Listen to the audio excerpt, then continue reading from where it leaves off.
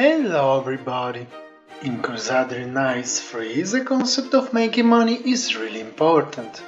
This because gold can be used for a lot of things, from growing and maintaining your army to building powerful and useful structures in your empire. Also it is needed to make important decisions such as calling hunts or making fast to increase your prestige, decrease your stress and get powerful bonuses.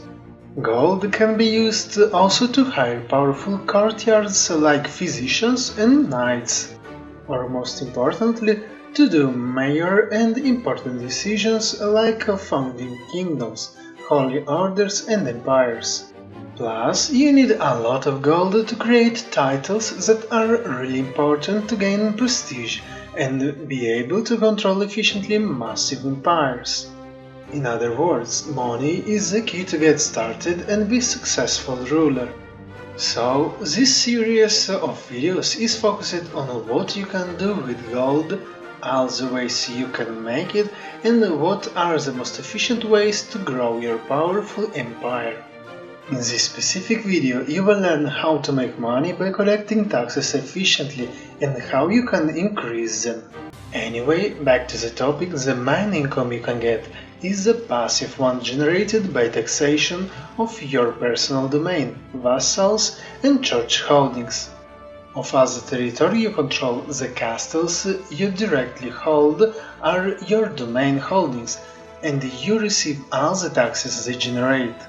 Each castle has a specific territory they control, called county, that you can check by hovering the mouse beside your castle and clicking on it. In this territory you can find other holdings, like the city that has to be assigned to a vassal to generate any revenue. This one will share with you only the small portion of the taxes based on the contribution you can check in the Realm tab. The church holdings that are the temples are controlled all by your bishop, that will share the smaller part of the taxes as well. Plus, in special counties you can find an extra holding slot where you can build another castle, city or church. The most profitable of these three is the castle, but it will increase your holding by one, and this castle don't have other cities or churches in its territory. The revenue that is generated can change based on different factors. The most important is the control over the county that can decrease drastically the revenue and the levies it generates. So it's really important to have 100% control of all counties where you have your own holdings. Usually the control can be lost in any holdings if it was recently raided or conquered. Also, you can drastically lose control if a county will rise as a rebellion or if you fire its vassal to get it for yourself. Plus, some actions you have to do during your journey have a few decisions that will decrease as well the control of your territory. To regain control and get the maximum of the taxation and levies, the most efficient way is by using the increased control in county action that can be done by your Marshal, that once clicked will paint by specific color each of your counties. Purple color means you completely control the territory. Green that is upside 60% but not at 100.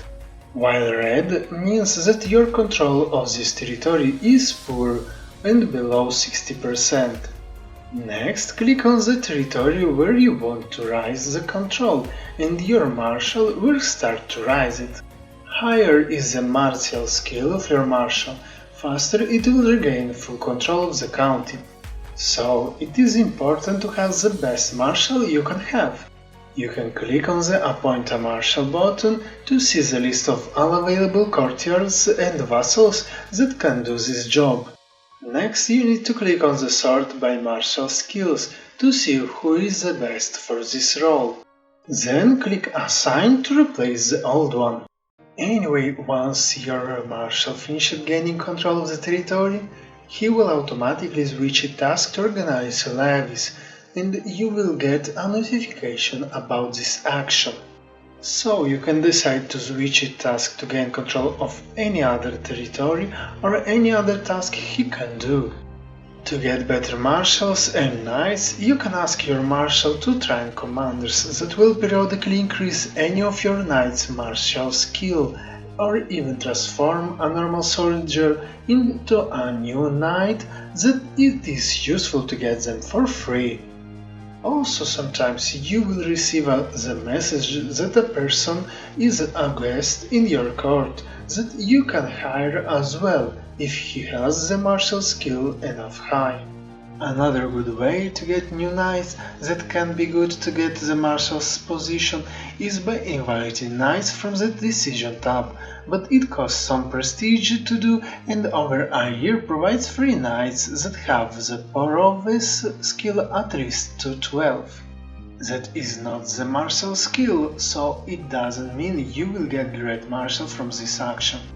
There are a lot of other ways to get a great marshal, but about this I will make another video you can find in the Crusader Kings free playlist linked in the description.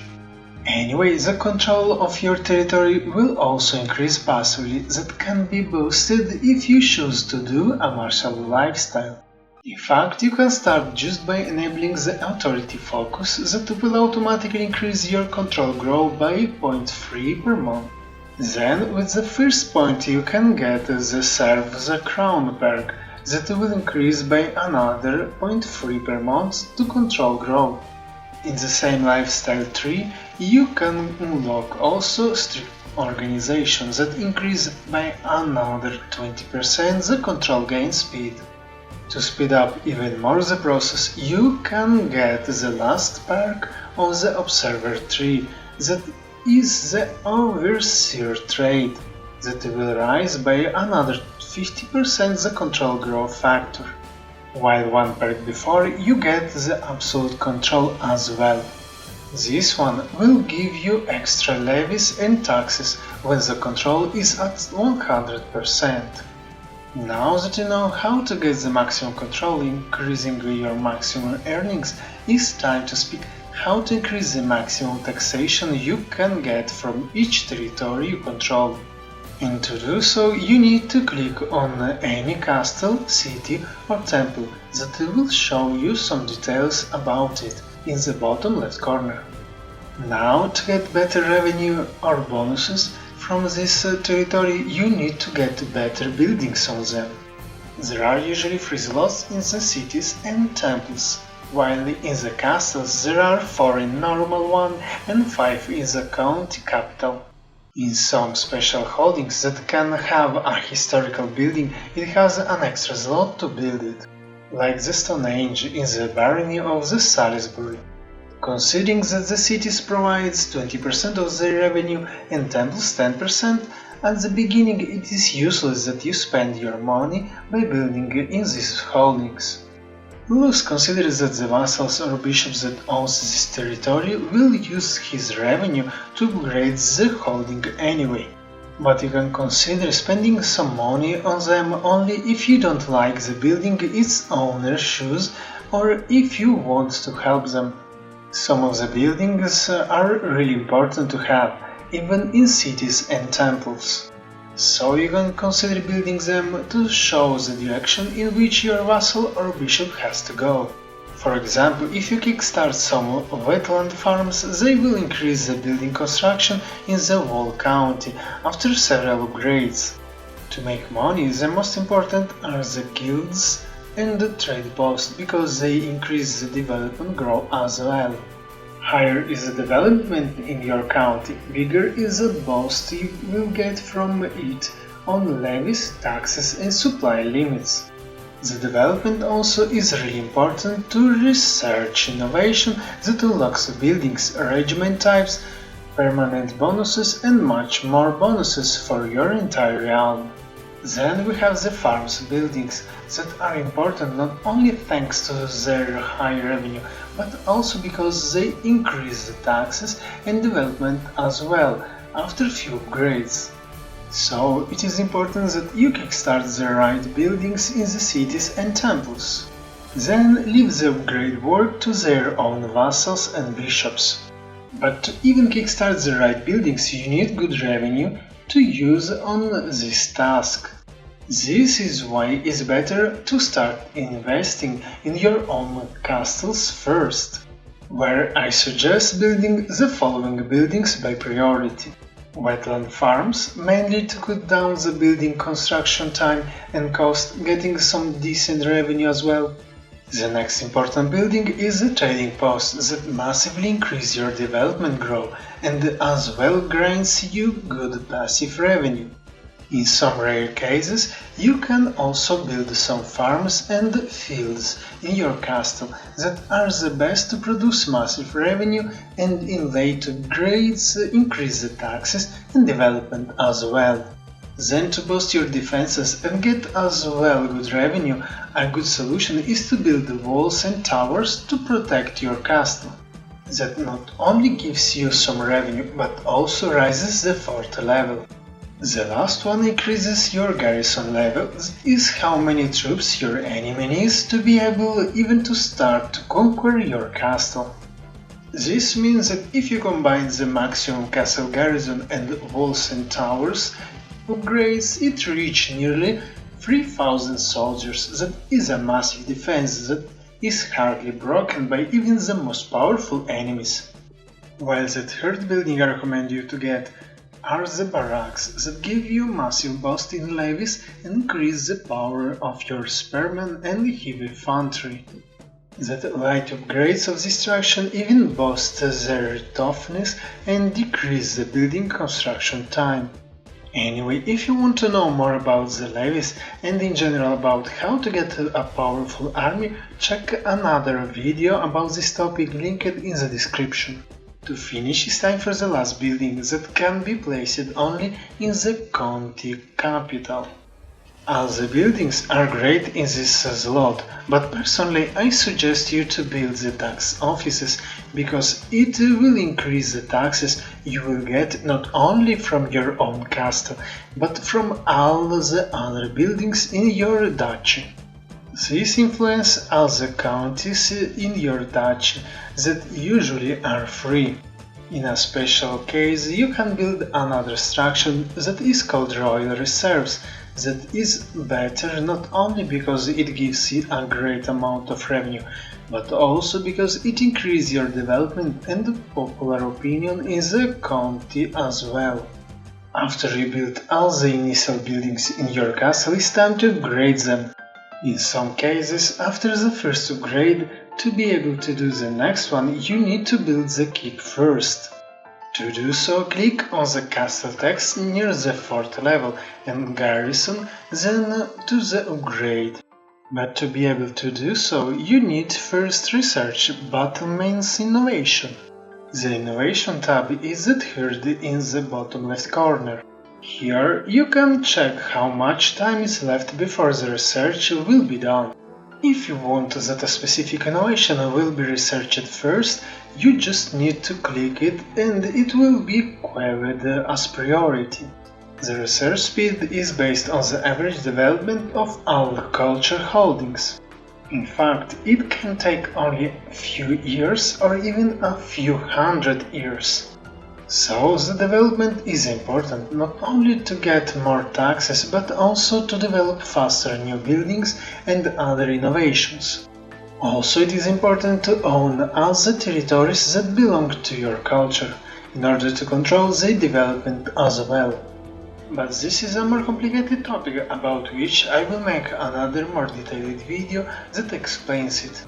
Anyway, you need to know what are the most important innovations you need to be able to build the alley you want.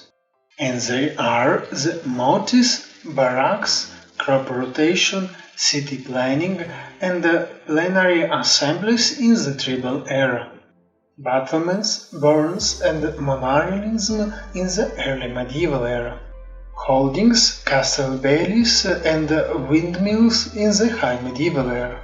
Machicolations, royal army, and cranes in the late medieval era. Another important innovation you need to consider is the one that increases your domain limit, that also will allow you to have more castles under your own control. Each area you can increase by one the domain limit researching the specific innovation. Ledge is from the tribal era, bailiffs from the early medieval era, guilds from the high medieval era, and the court officials from the late medieval era. Also, the amount of stewardship skill points you have influences the domain limit as well, increasing its limit by 1 each 5 stewardship points you have. That can be boosted by your main spouse if you ask her to assist you, or better, if you ask her to help you to manage the domain. This statistic also increases how much extra taxes you can collect. Loose to maximize the taxes you can collect, you also can ask your steward to collect taxes instead of developing a specific county. Your steward is really important for another reason, that when focused on developing a specific county, it also drastically decreases the construction time in the whole county. That is really useful when you invest in new buildings. To maximize the holdings limit, taxation efficiency, development and building, you can switch to the stewardship lifestyle, from which you can get a lot of benefits. Starting from the lifestyle focus, the first is the wealth focus, which increases by 10% the money you get each month. The domain focus will raise your stewardship, meaning you can control nearly one extra holding and slightly increase the taxes and the levies. While the last one is more useful to find new useful courtiers to hire for less gold. Speaking about the perks, the main tree you have to consider is the architect, in particular in early years of your realm. This is because the biggest part of the perks you can get here are really useful to make money. Starting from the taxman, that will rise by 25 the taxes you will collect. Then we have the cutting cornerstones, that decreases by 5% the cost to build any building in your realm. Next we have the professional workforce, that decreases by 30% the building construction time, that is a massive perk when you focus on building. The next perk you need is the centralization, that will rise by 0.3 the development growth in your realm. Also, the popular figurehead is important because it will raise the opinion of you, that helps to get more taxes, prevent rebellions and maintain maximum control of your holdings. The next perk is needed if you want to have extra castles or conquer some other territories, considering that it increases your domain limit by 2, that is massive. To finish, at the end of this lifestyle tree, we have the most important perk that gives you the architect trait, that decreases the cost and the time for any of the buildings in your realm. To finish with this lifestyle to make more money, you also can unlock the gold obligation from the Avarius tree that allow you to gain gold by demanding payments for your hooks. This can be used a lot to get your initial capital, but is slightly hard to exploit in some cases. This is why I will explain this concept in another video that will be as well linked in the description. Back to the taxation, in this tree we have the Hergeld perk that is needed to gain more taxes from your vassals that holds castles and titles. While the next one, called Detailed Ledges, will increase the taxation of the Republican rulers that usually are one that rules the cities. To finish, the last perk in this tree will increase your holding taxation by another 50%, but is a waste of points if you focus on developing your realm instead of fighting a lot of wars. This is because the other perks are useful while you're fighting wars, but useless when you are at peace. So, in other words, the right way to start and make a lot of money is to conquer the best 2 counties around your starting territory, revoke each castle vassal's title, and start aiding your economy by investing in building the buildings that will aid your development and economy. Then, once you have a stable starting domain, you can think on expanding and founding your first empire, but to do so, you need a good economy in order to build and maintain a powerful army, while in meanwhile to have enough funds to hire mercenaries if you get attacked by a more powerful ruler. So, check the next video in this playlist that will speak about other methods to make money while you fighting your initial war, while considering your initial territories you want to start from.